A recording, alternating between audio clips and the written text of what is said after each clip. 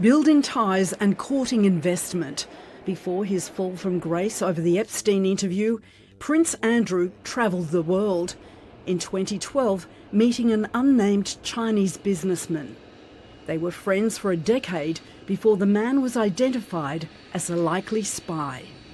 The UK spy agency codenamed him H6 and discovered he had access to the Prince's closest circle.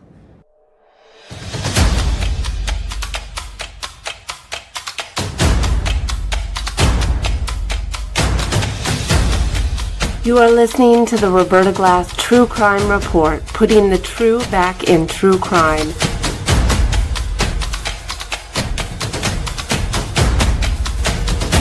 From New York City, Roberta Glass is now on the record.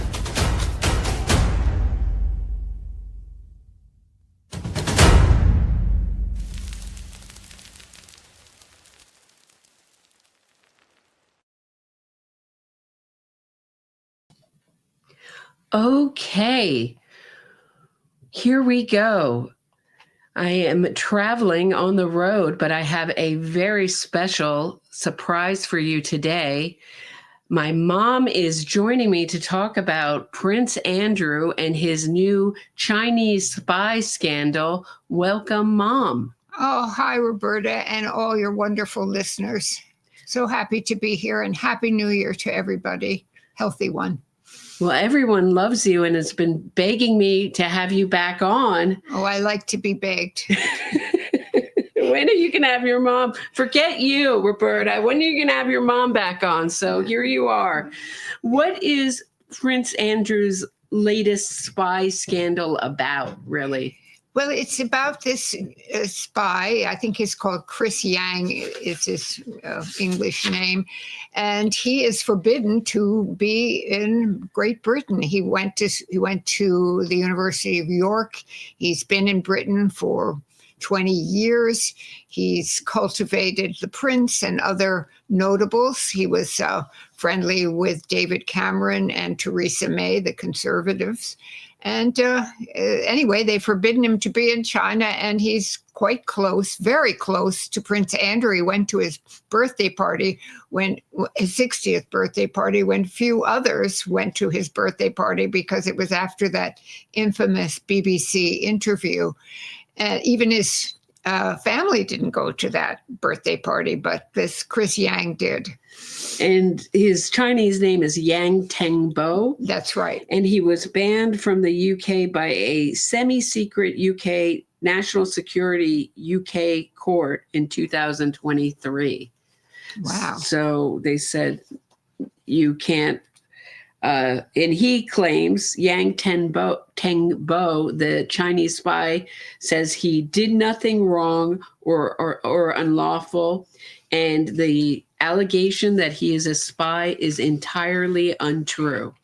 Well, I guess that's what spies say.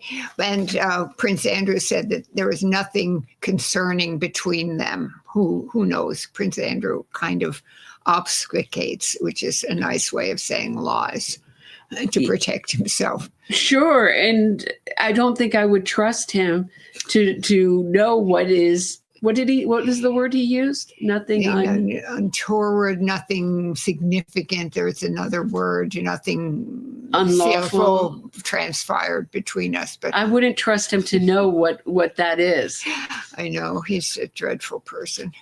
So coming off the Jeffrey Epstein scandal, what do you think the connection is between this scandal and the Jeffrey Epstein scandal with Prince Andrew? I'm not sure there's the same, I'm not sure it's the same exploitation of women. What this guy seemed to want is influence, and he was thinking of establishing a think tank with Prince Andrew. Prince Andrew had this scheme called Pitch at the Palace, where where entrepreneurs would present their ideas and companies would buy into them or not. And Prince Andrew got 2% of all the commissions. I mean, Prince Andrew is a rather dodgy character. He's always out for money, it seems to me. Uh-huh. And that's what they were saying, I believe, on the BBC. They said that that he doesn't ask the question, why would this person want to know me? He just assumes everyone wants to know him because he's Prince Andrew. Well, as I've often thought, these people are so dreadful, they have no idea how dreadful they are. They just have no self-awareness.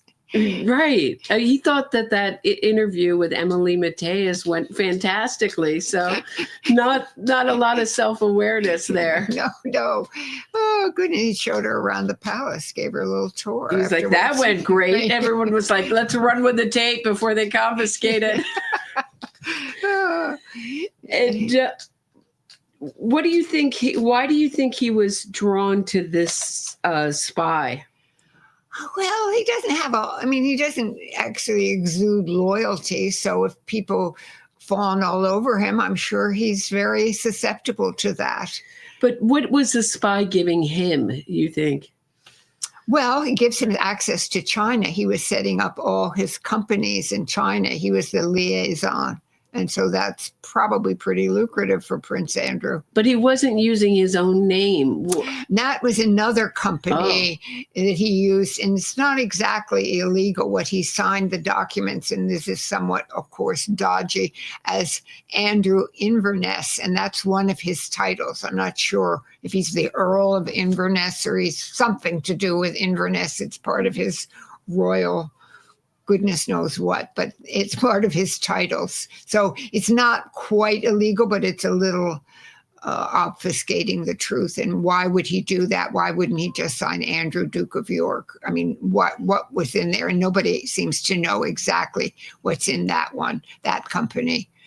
And is that connections to China or a different? I'm not sure. It's another company. Why he would do that, I'm not sure whether it's China or some other company. So speaking of titles, there was a news story that he begged the Queen to keep his royal titles. Can you remind my audience what titles he has been stripped of? Well, he was stripped of all his military honors and all his patronages. You know, they all have patronages, hospitals, certain troops, military troops, and he loved these things. And he was stripped of all his whatever royal duties he has, like cutting ribbons and going to farm shows, and I don't know what else they do. He didn't seem to visit too many hospitals. They all often do that, but you know, he's too busy at picking up his kids from Pizza Express. And they had, he sponsored golf tournaments. He's a big golfer, so. He were stripped of all his titles, but not the Duke of York, which is a very special title, which is given usually to the second son, like the Queen's father had this title. And it was a big coup for him to have this title, but I'm not sure the people of York are too happy to have him represent them now. So he begged his mother to keep. What does he get out of those titles? Why were they so important to him to have? Well, it's like it's like another medal on your chest. Another, he doesn't for instance, at the Queen's funeral, he didn't wear military uniform, and you see Charles and even Princess Anne in a military outfit. And he couldn't do that. And apparently that's very important to him. He was in the Navy for 20 years, and he was a helicopter pilot, and all of those things were stripped from him. So it's not probably far enough to dent his thick skin, but he did keep the Duke title, Duke of York. So they say that this is maybe the final nail in his coffin, and there's no future for him in the UK. What does no future look like? What does his life look like now? Where is he living, and what is he doing? He refuses to move from the Royal Lodge, which was for many years his grandmother's residence. It has 30 or 31 rooms. It has a huge acreage. It costs $1 million in security because it's outside the Windsor security, which secures the Windsor Castle. And so he has to pay, and he has to pay the upkeep of all of this. And Prince Charles has cut him off from the Duke of Lancaster, the Lancaster money that the crown gets. He's not giving him any money, but somehow, somewhere, and nobody seems to know where it comes from, he's found the money to stay there. He's very obdurate and he won't move to Frogmore Cottage. And he's just sitting there riding his ponies and watching a lot of television, I guess. And I don't know, he has grandchildren now, but it seems so strange to me that he has grandchildren and he still insists on having those 72 teddy bears. Stuffed teddy bears in a certain order. Yes, they have a picture of how they're supposed to go, how the maids are to put them up. Now that is peculiar. I'm sorry. He's somewhat infantile, it seems to me. I agree. It's so bizarre. I mean, okay, have a stuffed bear. Stuffed bears are very nice, stuffed teddy bears, but don't put them on your bed. Maybe make a stuffed bear room for your grandkids. He's going to be 65 years old February 19th. Come on, Andrew, get over it. Right. Grow up. Grow up.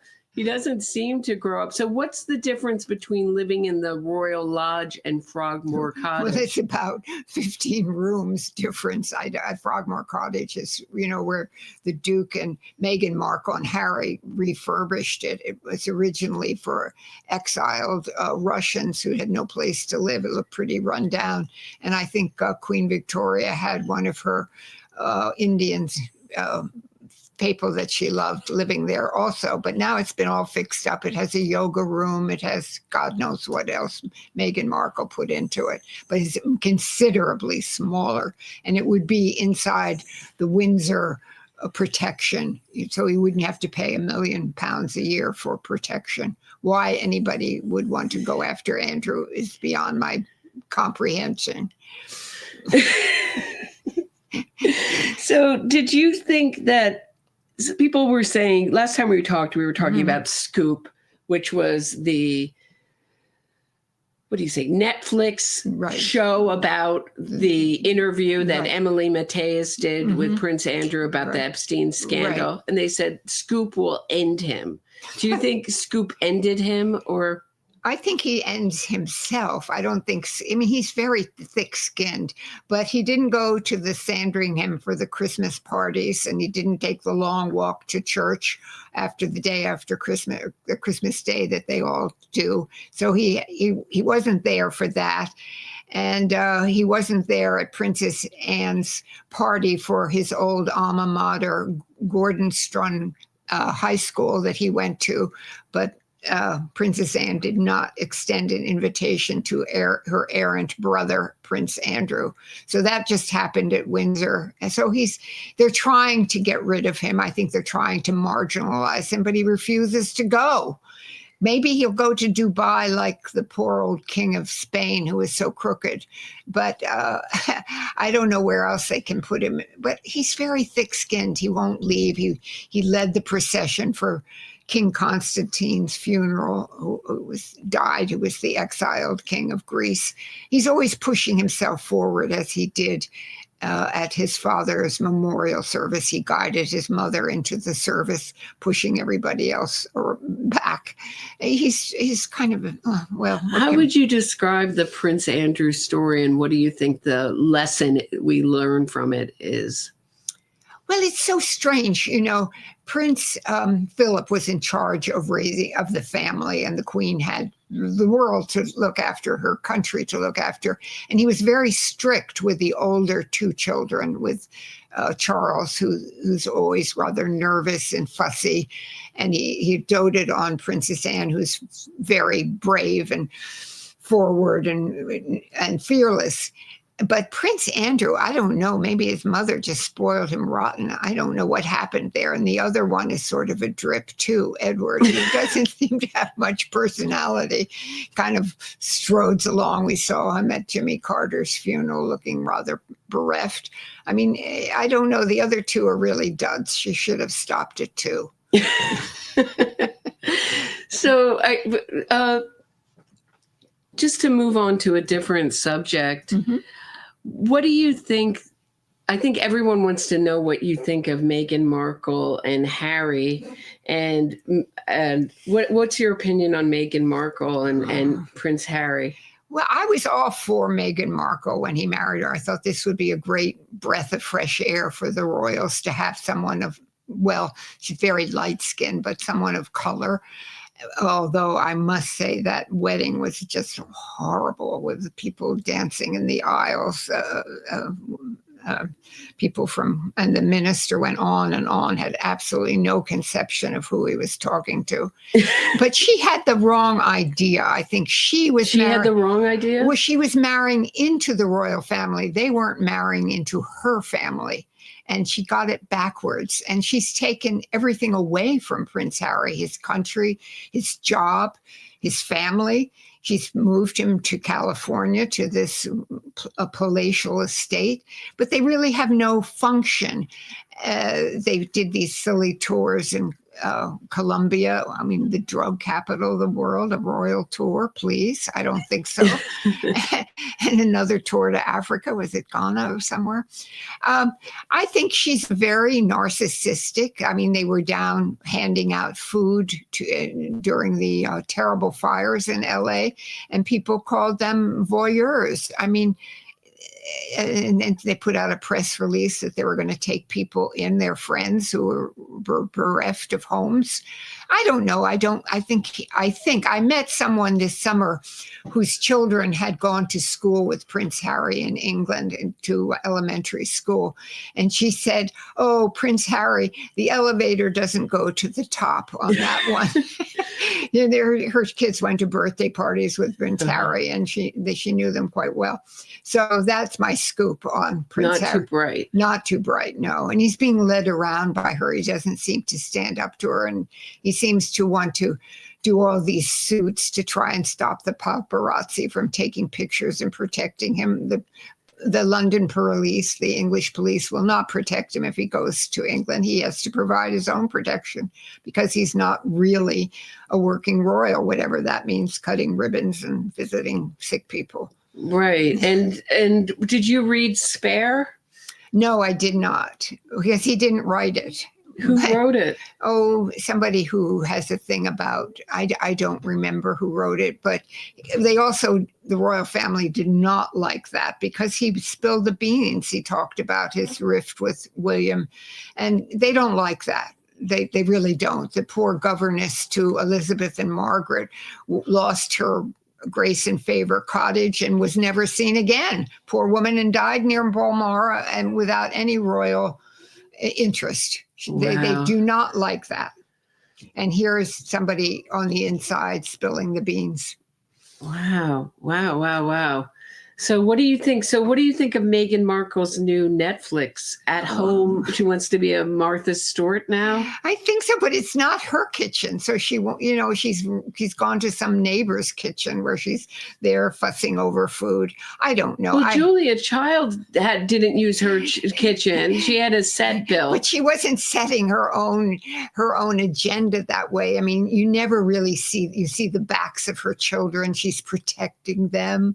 Nobody really cares, Meghan. Just get on with your life and leave. You want privacy, then have privacy. Fine. We don't care. You've seen clips of the South Park episode, the We Want Privacy tour with the Meghan Markle and they go on a We Want Privacy tour. Yeah. They really nailed them. Yeah. It's so silly. I mean, I think.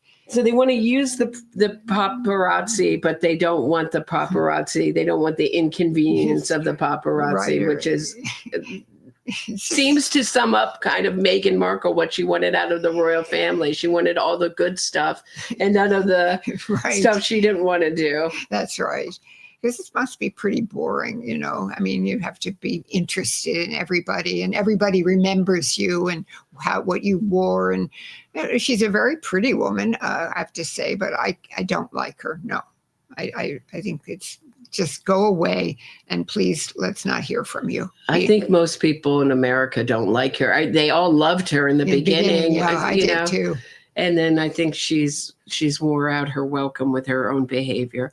So I think we've done it, Mom. Oh, we have. Oh, I've enjoyed it, Roberta. Thank you for having me, and take good care, everybody. Stay safe and stay warm. It's cold where we are. All right. Thanks so much, Mom. We'll see you hopefully soon. We'll talk to you soon. One more scandal and then. One more scandal? Okay. Bye-bye.